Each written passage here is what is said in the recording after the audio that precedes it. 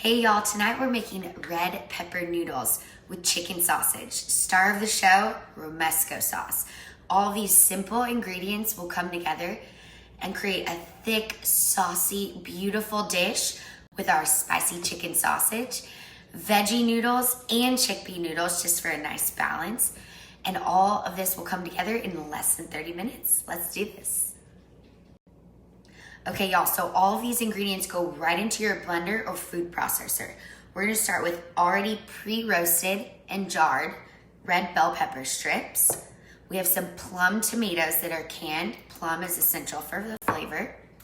Some raw almonds, a little bit of lemon juice, some fresh garlic cloves, parsley for a little bit of herby kick of a color, and then our olive oil brings everything together with that emulsification.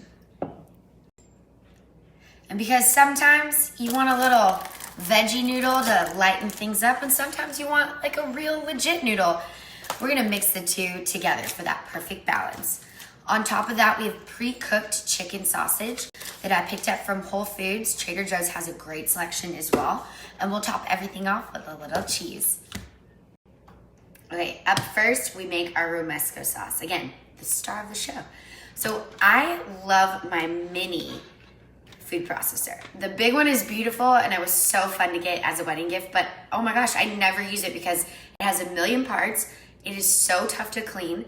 You have to hand wash everything, but this little mini guy, all of the parts go right into the dishwasher. So 9 times out of 10, I'm using my mini Cuisinart food processor.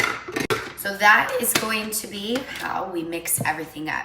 Starting first with our roasted red peppers. Now this full jar is going to go into our bowl. I'm gonna drain them first, pulling them out so I don't add the juice. We don't wanna water down our sauce. Then after I add these in, we'll come back to those.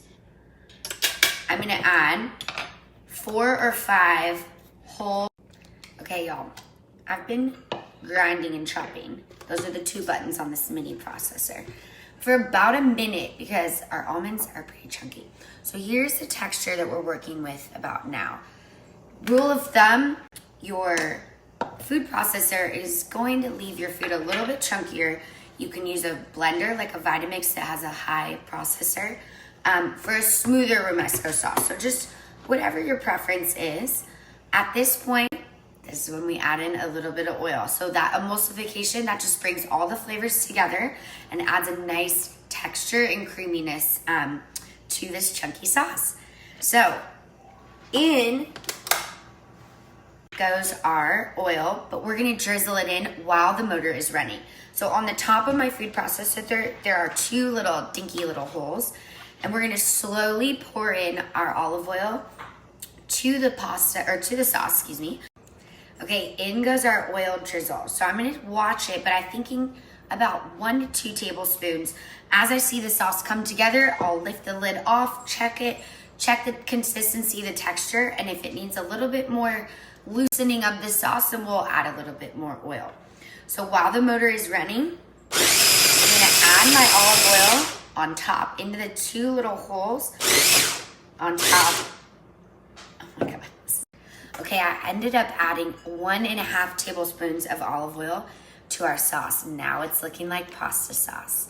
So there's just one thing to do before we set it aside and cook our noodles, and that is to taste it. Flavor is all there, it just needs a little bit of salt. So I always like to wait until the end to salt my food because you can always add more, you cannot take it away. So test your flavors, maybe your almonds were salted, you didn't know, so blend everything together first, taste for salt, we'll add a little pinch in, blend it back up, and then it'll be ready for the refrigerator while we cook our noodles.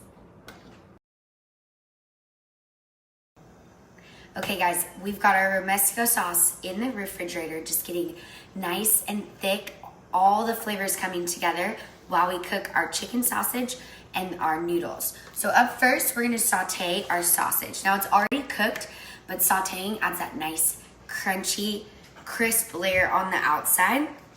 So we'll dice it up and saute it. And in that same pan, we'll saute our butternut squash noodles. So I'm gonna do a 1-inch slice on my sausage.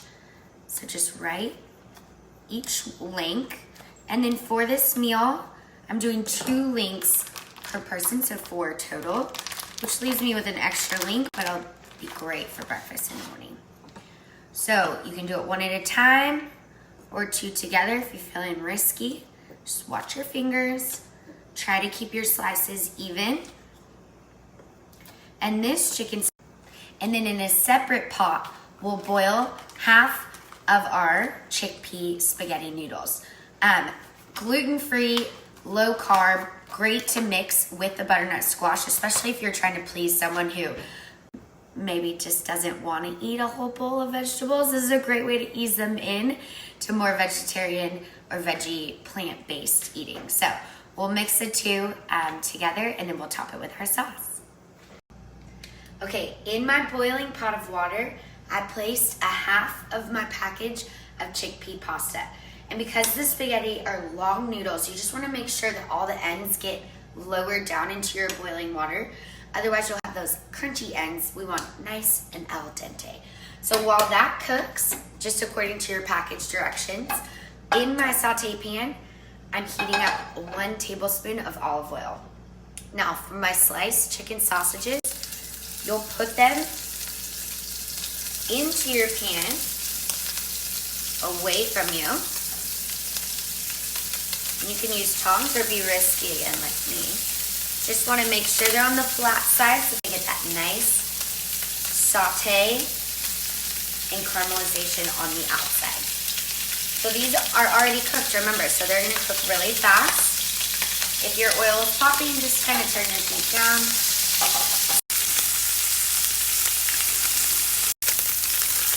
All right, after about a minute or 2, you start to turn over these little guys. And you see that beautiful golden crust. This you definitely want to use your tongs for, and no fingers in the pan. We're just going to let that second side cook. We'll lower our heat and we'll prep our butternut squash noodles. Okay, I pulled our chicken sausage out of our pan. It looks amazing. So in that same pan, we already added our oil to heat the chicken sausage, and the chicken sausage itself has a little bit of fat that's rendered.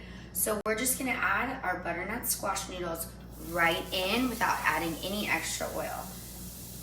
So depending on how many you're feeding, you're gonna take big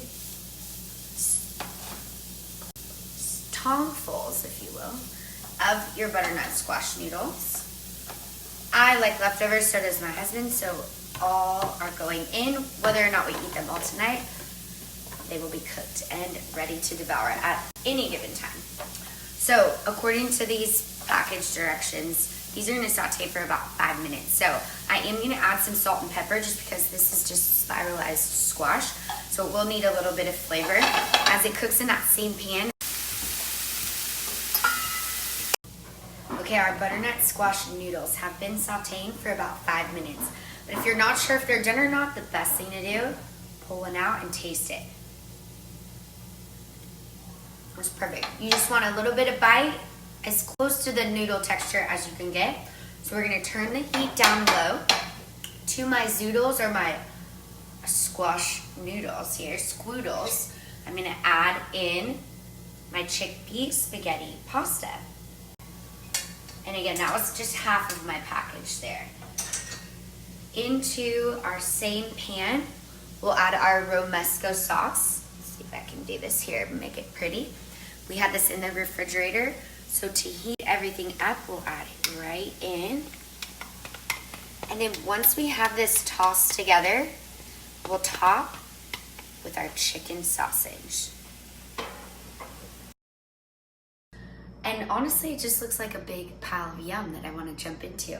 So I'm gonna headed to the couch with a big bowl of this and a glass of wine. I hope you guys have a great night. Thanks for following along, and we'll see you back here soon.